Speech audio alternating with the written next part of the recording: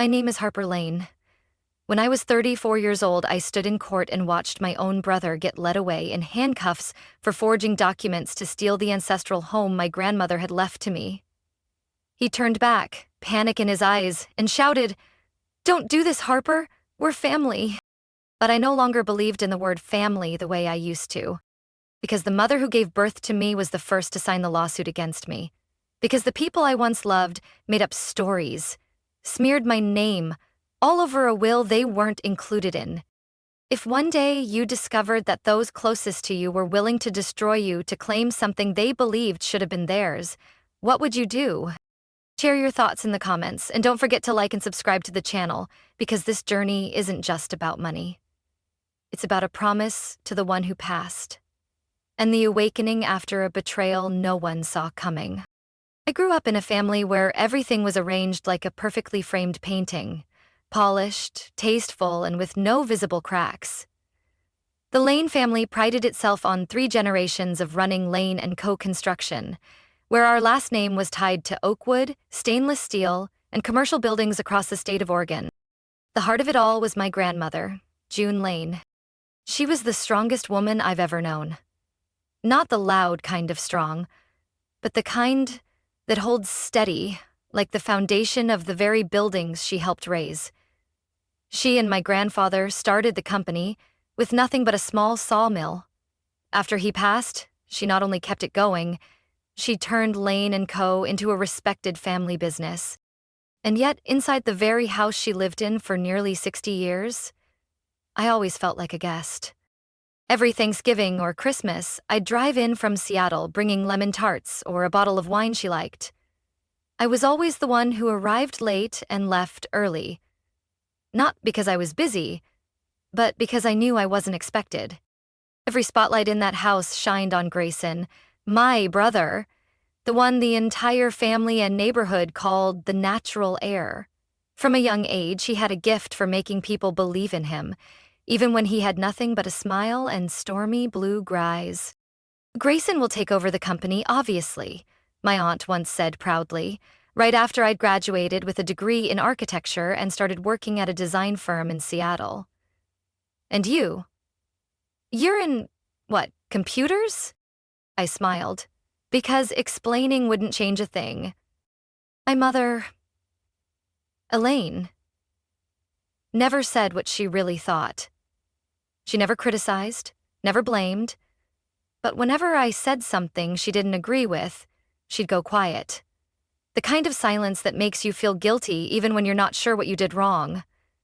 And then she'd look at you with that expression, cold and still, like a winter lake that won't let anyone skip stones across it. I slowly learned how to shrink myself, how to skip family gatherings, dodge late-night calls when Grayson had gotten into trouble again and someone, usually me, was expected to help him out. But there was one person who always saw me differently, my grandmother. Every time I came home, she'd be waiting in the kitchen, knitting in her lap and eyes brighter than the ceiling lights. She never asked if I had a boyfriend or when I planned on having kids. Instead, she'd say, "How's that glass-domed ceiling project going, the one you told me about?" Or, "Do you still keep a journal? I still have the one you wrote in 8th grade." Small questions, but they made me feel not invisible. Last year, she called after I'd turned down a major project for ethical reasons. She said something I've never forgotten. "There are things you shouldn't take, even if they're wrapped in gold. Not everyone understands that, Harper."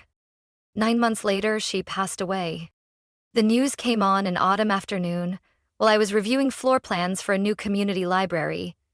I sat frozen for a long time before getting in the car and driving home. The funeral was held at the old red brick church down the street. Grayson wore a light gray suit, shook hands like a politician, and accepted condolences with practiced ease. My mother didn't look at me once. She spent the whole time fussing over the framed photo of Grandma placed along the center aisle. I sat in the second row, alone. After the service, while others huddled around the table of cookies and watered-down coffee, an older man approached me. He wore a dark brown suit, white hair, calm expression. He held out a pale ivory envelope.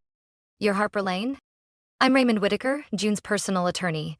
Before she passed, she asked that I deliver this to you by hand. I took it, on the back, in her unmistakable handwriting.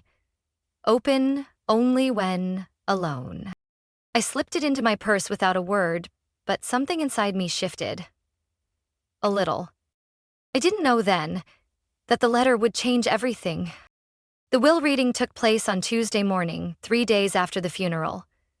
Mr. Whitaker's office was in a stately old brick building with pointed gables, like the house Grandma had lived in her entire life. I found myself seated at the head of the table, a place I never imagined I'd belong. Grayson lounged in the chair opposite. My mother, as always, sat upright, hands folded neatly in her lap, her face revealing nothing but quiet anticipation. 2 legal reps from Lane & Co. were present, but they remained silent. Witnesses only. Mr. Whitaker laid a thick envelope on the table. His hand trembled slightly, but his voice was steady and clear. The final will of June Lane, signed on March 14th, at her residence, witnessed legally and in full mental capacity. I glanced at the photo of Grandma behind him, framed in dark wood, her eyes steady and familiar.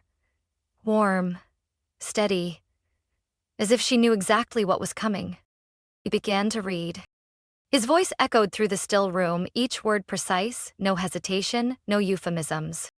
I, June Lane, leave all personal property in my name, including the real estate at 117 Maple Street, all shares in Lane & Co., my personal bank accounts, and other auxiliary assets, to my granddaughter, Harper Lane. I saw Grayson tilt his head slightly, his brow furrowed, then quickly smoothed, as if convinced this was only the introduction. I leave nothing to my daughter, Elaine Lane, or my grandson, Grayson Lane, not because I do not love them, but because I once gave them the chance to earn my trust, and they chose to walk away from it. Ah, how much hatred. Hatred for what? Hatred for us. At that moment, I heard a creak beside me. Grayson's chair, shifting as he leaned forward without realizing. What? He whispered. That can't be right. But Mr. Whitaker kept going. Harper was the only one who kept coming back, even when no one was waiting. She never asked for anything, never expected to be given anything, and that's exactly how I knew. This home, this legacy, everything I built, it should go to her. I wasn't sure if my heart was still beating in that moment. I hadn't expected this. I thought it would be split evenly, or that most of it would go to Grayson like everyone assumed. Even a small share for me would have been more than enough. But everything? All of it? Grayson shot up, his chair crashing behind him, eyes red, hands slamming the wooden table. No, no way. My grandmother would never do this. She loved me. She always said I'd carry on the company. Elaine didn't react like her son. She simply tilted her head slightly toward Mr. Whitaker, her voice soft, ice cold. My mother must have been senile when she wrote this. Mr. Whitaker remained composed, didn't argue. He opened a drawer and pulled out a USB drive. Mrs. June anticipated this reaction. That's why she asked me to record a video on the day the will was signed, under medical and legal supervision. The screen lit up, a pale blue glow washing over the room. And then there she was, sitting in a deep teal armchair, her hair in a high bun, wearing the cardigan I remembered her knitting but never finishing. Her voice came through, slow but steady. If you're hearing this, it means I'm gone. I never wanted those I loved to turn against each other over money. But if I had to choose one person to carry what's left of me, I'd choose Harper. Not because she's perfect, but because she never showed up to be noticed. She never asked for a thing, yet she was always there when I needed someone. She paused for a beat, her eyes looking straight into the camera, as if looking directly at me. Grayson, if you're angry, I understand. But you, more than anyone, know how long ago you walked away. I don't blame you, but I can't leave behind something you never took care of. Grayson stood up again. He remained still, fists clenched, his eyes red and glassy, as if trying to contain his disappointment through sheer silence. My mother said nothing more. She turned to me, her eyes vacant, and for one fleeting second I saw something else. Not anger, but hurt. I didn't know what I was supposed to feel. Joy? Gratitude? Shock? Fear? All I knew was that I felt heavy. Heavy because I wasn't ready. Heavy because I knew this wasn't the end of anything. It was the start of a battle I never wanted to fight. But sometimes, you don't get to choose whether or not you fight. You only get to choose how you stand. I returned to Seattle on an early October morning when fog still clung to the windshield and the sky looked like a blank sheet of paper. The city was still loud, still fast, still crowded, but I moved through it like behind glass. I could hear everything, see everyone, but didn't feel like I belonged anywhere. My apartment was on the 6th floor, a small but quiet studio facing Fremont Park. Before, walking through the door had always made me feel lighter. This time, it didn't feel like I was coming home. It felt like I was running away. It took nearly 2 days to go through all the unread messages, emails, and social media notifications. Relatives, old friends, people from college. It was as if they'd all woken up from the same dream, where I was the villain. One cousin on my father's side, who studied law but never practiced, posted publicly on Facebook. Some people only remember their family when their name is mentioned. An old friend of Grayson's commented under a picture of him with our mom. The kind ones get pushed out. The quiet ones get everything. What a world. No one said my name directly, but I knew every word was aimed at me. Each line like a paper cut, not deep, but constant. Grayson was more strategic. He didn't start a war on social media. Instead, he wrote a long article for the internal newsletter at Lane & Co., read by both staff and partners. He didn't accuse me directly. He simply posed thought-provoking questions. Is it purely coincidence that a granddaughter, previously distant from the family, inherits everything from a grandmother undergoing treatment for memory decline? I'm not casting doubt on anyone, I just believe that if this were Mrs. June's monsieur, the woman we knew to be fair and transparent, she would have distributed her legacy differently. I read the article 3 times. No clear accusations, no outright lies, but not a single word defending the truth either. Every sentence was carefully worded, subtle enough that anyone skimming it would assume I was guilty of something. I closed the laptop and sat in the dark for the rest of the afternoon. My phone kept buzzing. More messages. I didn't open them. Silence wasn't a choice anymore. It had become a reflex. 3 days later, got a message from Allison, my old best friend from high school, now a mother of 2 in Arizona. I don't believe anything they're saying, but are you okay? Do you need someone to listen? I didn't know how to answer, because honestly, I wasn't okay, but I didn't have the energy to explain everything from the beginning. I started cutting off contact, even with coworkers. I asked to put my latest design project on indefinite hold. I told them I had family matters to handle.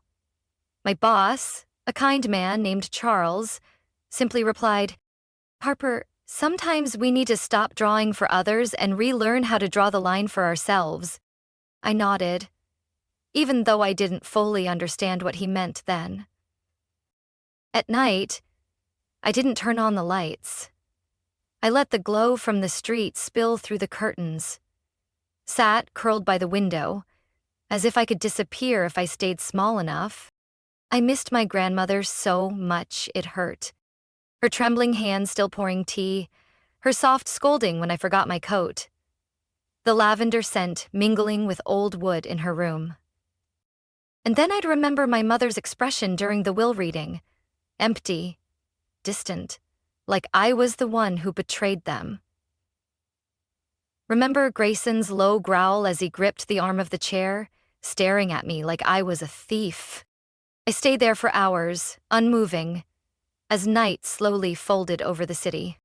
Then I reached for the letter my grandmother had left with Mr. Whitaker, the one I still hadn't dared to open. I was scared that if there was anything in that letter that made me doubt myself, I'd fall apart. I placed it back into the drawer, folded neatly, as a reminder that I wasn't ready. But sooner or later, I would have to face it. I met with Mr. Whitaker on a drizzly morning in Seattle. His office was on the third floor of an old building with crumbling plaster and wooden windows that creaked with every gust of wind. The faint scent of coffee mixed with the smell of old paper and leather. It somehow calmed me more than anything had since the reading of the will. "Are you ready?" he asked, resting his hand gently on a thick folder in front of him. We began reviewing every legal document tied to my grandmother, each paper, each copy, each notarized stamp.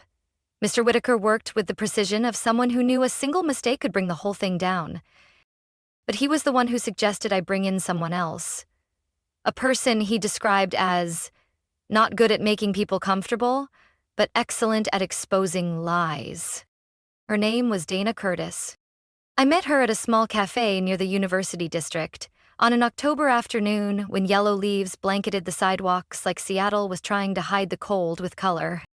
Dana walked in wearing a charcoal long coat, hair tied high, her eyes sharp and cool, but not cold. The kind of gaze that made you feel like hiding would be pointless. "I heard from Whitaker you've got something that needs unraveling," she said. "No hello, no small talk. I'll take it. But before I do, I need everything. Records, medical logs, videos, even things you think don't matter." I gave her everything I had, including the letter from my grandmother I still hadn't dared to open. 4 days later, Dana returned. "Harper," she said, her voice steady and slow. "I found another will in your grandmother's name, dated April 3rd, filed at a notary office in the state of Arizona." "Arizona?" "It's not her legal residence, no official witnesses, and the person who filed it was Grayson Lane." My throat went dry. "He forged the will?" "I'm not making that claim. Yet," she said, opening her laptop to show me a scanned copy. "But the signature is entirely different. I've already sent it to a handwriting expert. If my hunch is right, this was fabricated." I lowered my head, the air suddenly thick in my lungs. "Why Arizona?" "Because it's outside Oregon's legal oversight, and with a system that's not fully digitized, he thought no one would notice." I couldn't tell if it was fear or fury rising in me. But then Dana said something that made everything go still. "Do you remember the last month before your grandmother passed? A new doctor was assigned to her home care. Someone from a new agency? I don't remember the name." "I do. And I called them. They wouldn't share info with outsiders, but I have an old contact on the state medical board. According to last year's internal review, that doctor had been flagged for prescribing inappropriate medication to elderly patients." I looked up. "Are you saying my grandmother may have been chemically controlled?" "No direct proof," Dana said carefully. "But there was a clear shift in dosage between February and April, when that doctor replaced her regular physician of nearly 10 years. Who authorized the doctor change?" Dana met my eyes, paused for a few seconds, then said quietly, "Grayson, acting under a temporary power of attorney. Signed in your grandmother's name, 10 days after she was discharged for a minor fall in early January." I leaned back, my chair hitting the wall. My hands went cold. If this is true, he set it up so my grandmother's mental state could be manipulated and then created a new will? I'm not drawing conclusions, but I thought you needed the facts. Right then, I got a message from Rachel, my old friend who used to work as a nurse at the care center. "Harper, there's something you need to know. I don't even know where to begin, but I can't stay silent anymore. If you have time, can we meet? Same place, Saturday? 10 a.m.? I replied instantly, "I'll be there." That night, I settled into the living room, yellow light casting soft shadows across the walls. I pulled the letter from my grandmother out of the drawer. For the first time, I opened it. One line, written in the familiar brown ink. If you're reading this, you might be feeling very alone. But Harper, truth never needs a crowd to stand behind it. It only needs one person brave enough to keep it from being bent. I placed my hand on the paper and whispered, "I'm ready now, Grandma." I had no idea what that meeting with Rachel would reveal, but the fear was gone, because this time, I wasn't facing it alone. I received the letter from my mother's attorney's office on a rainy afternoon. Not a heavy downpour, a steady drizzle tapping softly against my apartment window, like the weather itself was trying to be gentle about what I was about to read. The letter was 4 pages long, printed on official letterhead, with a tone that was both polished and chilling, almost mocking. They called it a reconciliation proposal based on family moral principles. It opened with sweet words like blood ties, emotional values beyond money, and ended with a firm request to hand over 60% of the inherited estate to direct bloodline members, namely Mrs. Elaine Lane and Mr. Grayson Lane. I read every word, like someone stumbling out of a long dream. And just when I thought things couldn't get more surreal, 3 days later, I received another email. This time, from Grayson himself. Straight to my inbox. Subject in all caps, about grandmother's honor and the price to pay. I don't know what he was thinking when he wrote it. Confidence? Rage? Maybe desperation wrapped in theatrical language.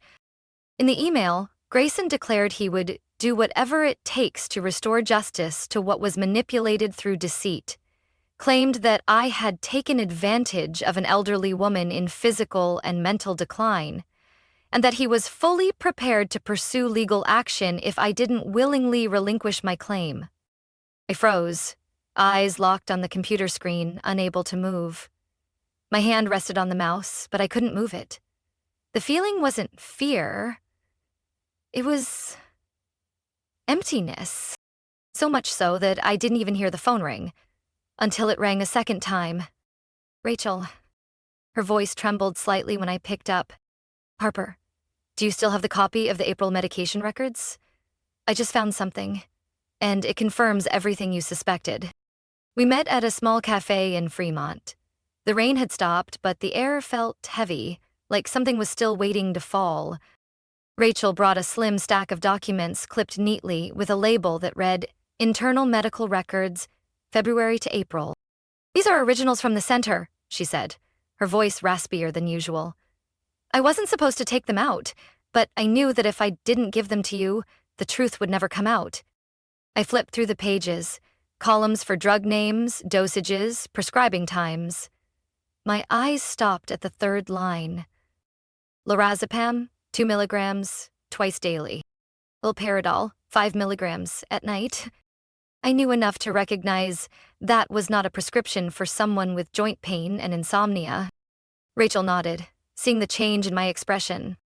That dosage, that combination, will induce rapid confusion in the elderly, especially when used continuously.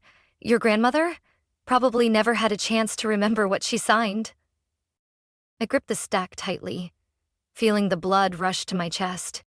Is there a signature on that prescription? There is, Rachel said hesitantly.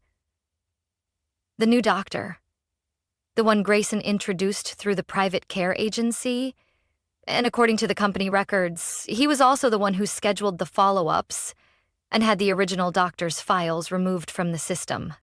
I went quiet, then asked softly, So, Grayson had control over everyone around her, at least for the last 2 months. Back home, I turned on my laptop and opened the folders Dana Curtis had sent me.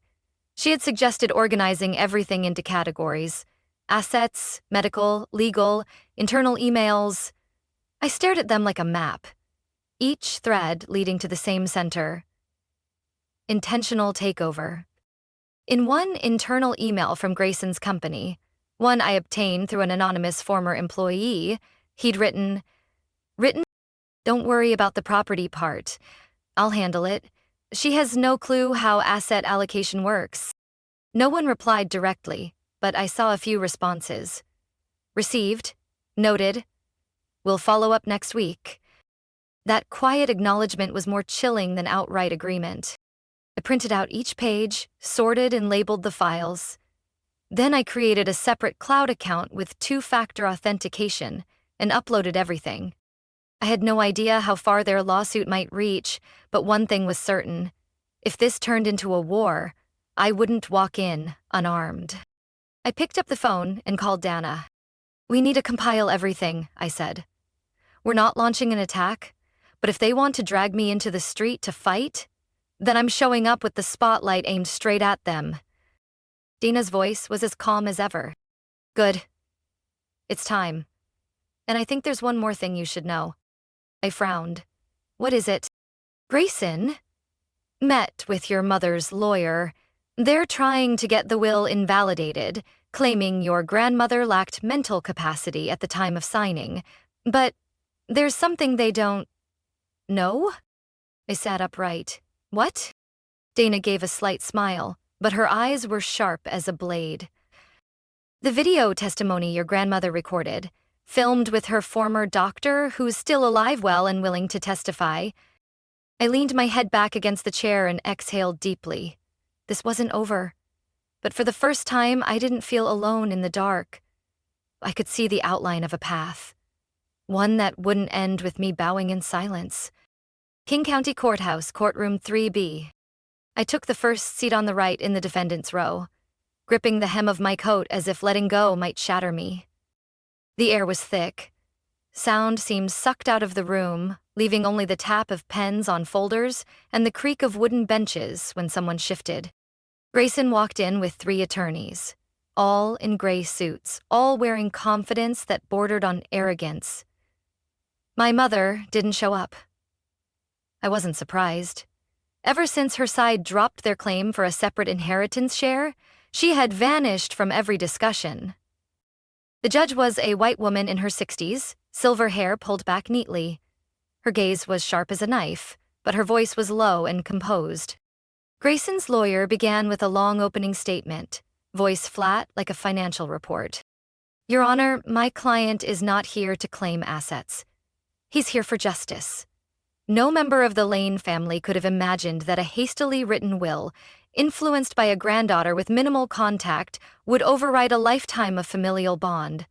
We believe there is evidence of mental manipulation during Mrs. June Lane's cognitive decline." I remained still. Didn't respond. Dana had coached me. You don't need to win with emotion. You just need to let the truth stand tall. When it was our turn, Dana walked up to the stand with rare composure. No papers in hand, no glancing at files. She started by recounting the investigation. Each step, each irregularity. "We located a second will, filed in Arizona, lacking proper legal certification and bearing a signature inconsistent with known samples of Mrs. June Lane's handwriting. Filed by Mr. Grayson Lane." One of their attorneys stood up. "Objection, unverified at this stage." The judge nodded. "We'll review the handwriting analysis later." Dana continued, this time holding up a sealed evidence packet. Exhibit 12. Surveillance footage from the private notary office where the forged will was signed. In the video, Mr. Grayson Lane appears alongside an individual posing as a notary, whose license has since been revoked for approving documents without client verification. "Sir?" The big screen lit up. The video played silent but unmistakable. There was Grayson, holding a folder, signing. The man beside him stamped without glancing at the names. A short clip, but it made the courtroom feel like it stopped breathing. Then came Rachel's turn. She wore a white blouse, hair tied up, hands trembling slightly. But her eyes were steady. Asked about her work, she spoke, slowly. "I was a nurse at the private care facility where Mrs. June Lane stayed during her final 3 months. Do you have anything to share about the patient's condition during that time?" my attorney asked. Rachel clenched her fists. A long pause. Then she took a deep breath. "There was one week, mid-April. I came in for my morning shift and realized there hadn't been any care notes in over 36 hours. No one had entered her room. No meds checked, no records updated." She wiped her eyes. She was lying there, alone, no temperature taken, no conversation. When Harper unexpectedly stopped by to visit, she finally woke, but confused and terrified. And as Harper left, I heard her whisper, "He's gonna take it all, isn't he?" The opposing counsel objected. Too emotional. But Rachel didn't shake anymore. I'm not here to defend Harper because we're old friends. I'm here because I've seen how people quietly erase the elderly, with meds, with isolation, with indifference, and call it care. June Lane wasn't forgetful. She was cut off. Finally, my attorney asked to present our last piece of evidence, a video recorded 12 days before my grandmother passed away. Exhibit 18. A video testimony recorded by Mr. Raymond Whitaker at the request of Mrs. June Lane, witnessed by her longtime physician, Dr. Nathan Cole, who treated her for 9 years before being replaced. The video began. There she was, my grandmother, sitting in her familiar wooden chair beside the large window at her Maple Street home. The afternoon sun poured in sideways through the white curtains. She wore a cream-colored sweater, held a teacup in her hands, and looked straight into the camera. If someone is watching this video because they're questioning what I left to Harper, then let me say this. She paused. I didn't leave anything to Grayson. Not because I don't love him, but because I'm afraid of what he'd do with it all if given the power. He doesn't know how to protect. He only knows how to possess. I chose Harper not because she needed it, but because she'd know how not to lose it. Grayson sat with his head bowed, lips tightly pressed together. One of his attorneys leaned in to whisper something, but he didn't respond. I sat still, feeling as if my heart had finally settled into its natural rhythm, no longer braced, no longer guarded. And I knew, even before the ruling, the truth had already spoken for itself. Not through me, not through argument, but through what could no longer be denied. I heard every word clearly as the judge tapped her wooden gavel lightly on the bench. This court finds the will dated March 14th to be valid and legally enforceable. The second will is deemed invalid and referred for criminal investigation due to evidence of forgery. The sound wasn't loud, but to me it was the closing of a door I had wrestled with, between reason and emotion for nearly a year. Grayson stood beside his attorneys, hands clasped in front of him, eyes staring blankly into a space that no longer existed. My attorney leaned in and asked quietly, "Do you want to proceed with the civil suit for defamation and financial damages?" I remained silent for a moment, my thoughts split between two opposing truths. One was the justice I was fully entitled to pursue. The other was what I knew my grandmother would have chosen, a quiet ending, preserving the last shred of dignity for those who once shared our blood. "No," I said softly. "I'll drop it, but on one condition." We demanded that Grayson immediately and permanently resign from the board of Lane & Co. Elaine Lane, my mother, must sign a formal retraction of all public and private statements, including anonymous posts on legal forums and internal company boards, that she either authored or initiated. Both remained silent for a long moment. I thought they would refuse, but then Grayson nodded. Not to me, but to his lawyer. "I'm tired," he said so quietly, only those nearby could hear him. Elaine did not attend the hearing. Her legal representative simply sent a written confirmation agreeing to sign the withdrawal with a brief note. For the sake of the family. When I stepped out of the courtroom, early spring sunlight lay softly across the gray stone steps. The breeze carried the scent of magnolia blossoms from a nearby park. I hadn't even made it to the bottom of the stairs when I saw Grayson waiting. His hands were shoved into his coat pockets, his eyes not meeting mine. "You know," he said, voice hoarse, whether from fatigue or something he didn't say, "Mom always thought you were the weak one." "I did too. You never fought back, never demanded anything." He gave a half smile. "Turns out, that made you the most dangerous of us all." I tilted my head, offering a faint smile. Not taunting, not forgiving. "You lost to the weak one, Grayson." I turned and walked away, not looking back. Behind me, I heard his shoes knock lightly against the stone, his breathing heavy. No more words were spoken. I moved into the house on Maple Street on a morning in May.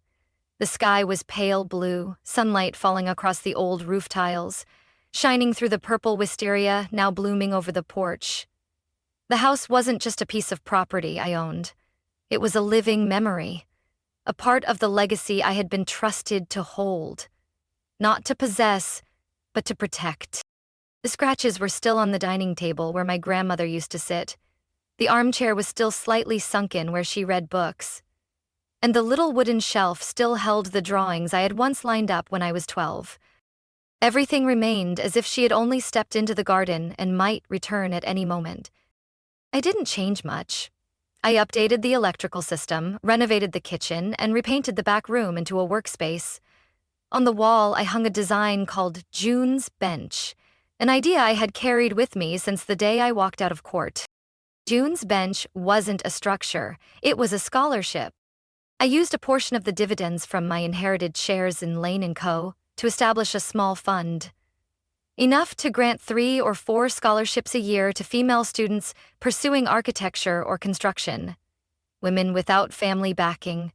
Women who had been doubted for being too gentle, too sensitive, or too quiet.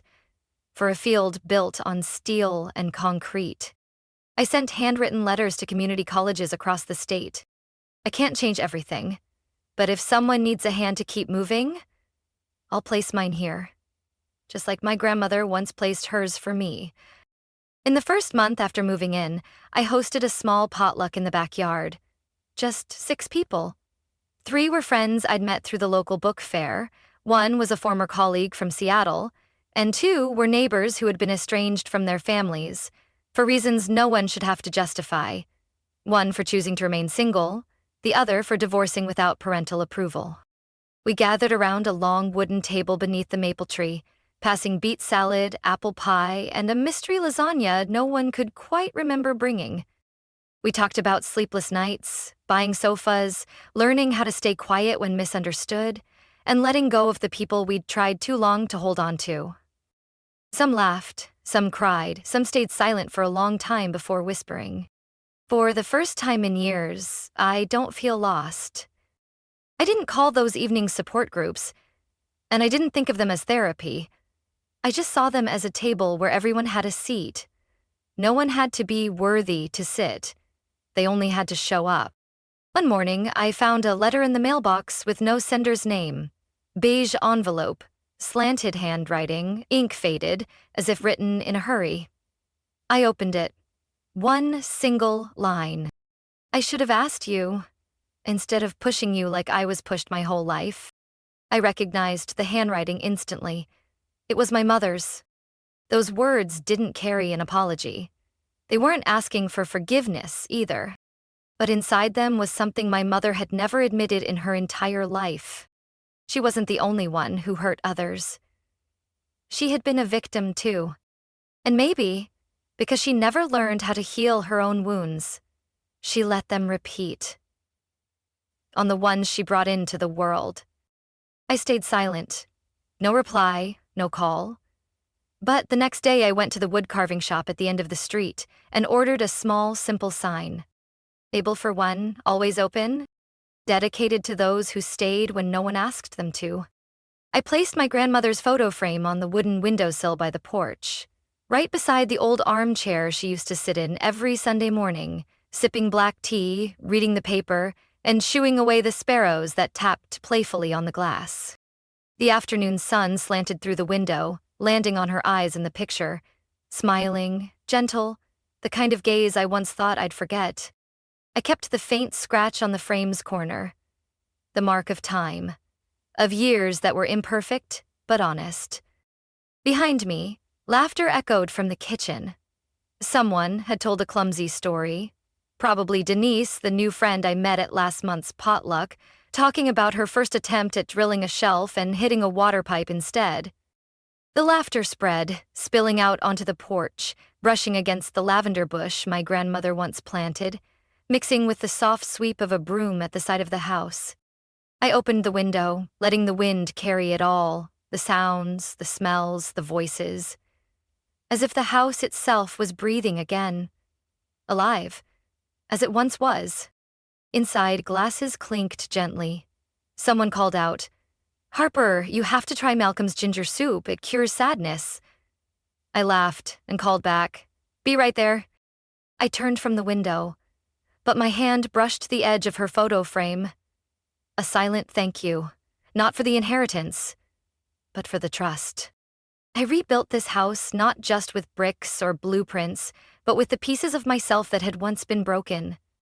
I replastered trust, rearranged memories, framed the wounds, and placed them where they belonged, like a careful craftsman restoring an old roof after a long storm.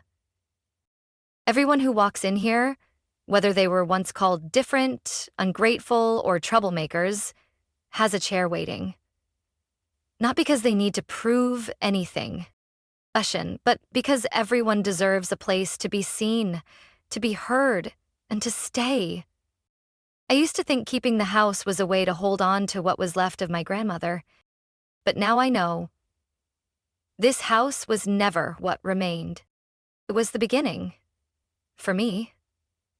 And for anyone who chooses to love in ways they were never taught.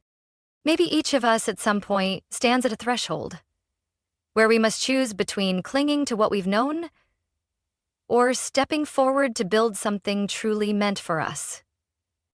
I don't know if my choice was right for everyone, but I know it's the only one that let me live truthfully and no longer stay silent in my own home.